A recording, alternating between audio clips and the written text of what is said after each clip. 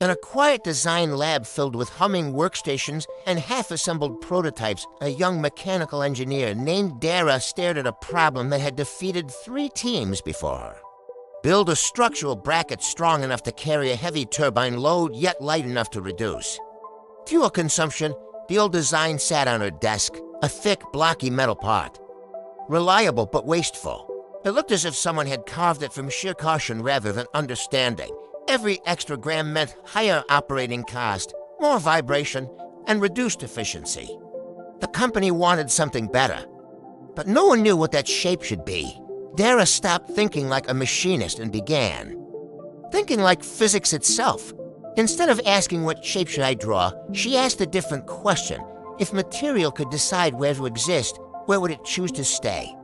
She opened a topology optimization program and defined only the essentials, the design space, the load paths, and the constraints, forces pushed downward where the turbine connected, bolts fixed the structure.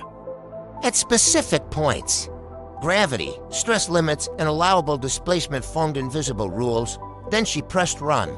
At first, the model looked like a solid block. Gradually, the simulation began to erode regions carrying little stress, gray areas faded, material dissolved.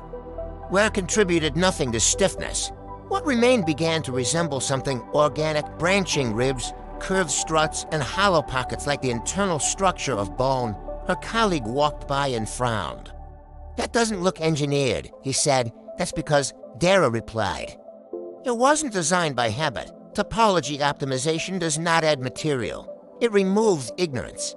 The algorithm distributes stiffness along natural load paths, aligning structure with force flow. Instead of resisting loads everywhere, the part learns exactly where resistance is required." After several iterations, the result stabilized, a skeletal geometry impossible to imagine by intuition alone. The mass, -1 by 42%, yet stress levels remained safely below limits. Vibrational performance even improved because material concentrated along efficient paths. Manufacturing engineers hesitated. Traditional machining could not produce such complexity. But additive manufacturing could, layer by layer.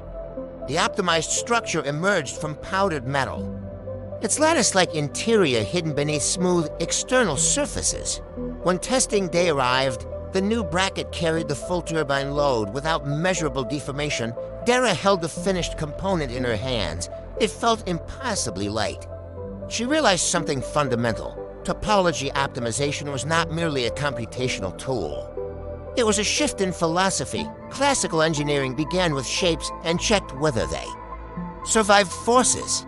Topology optimization began with forces and allowed shape to emerge naturally. Nature had always worked this way. Trees thicken where wind bends them. Bones grow dense where stress accumulates. Evolution performs optimization slowly across generations. Algorithms do it in hours. The success of the bracket changed the team's approach permanently. Designers stopped sketching heavy geometries first. Instead, they defined physics, constraints, and objectives, letting structure evolve from necessity rather than assumption. And in that lab, lightweight mechanical structures stopped looking like machines made by humans and started looking like solutions discovered by physics itself.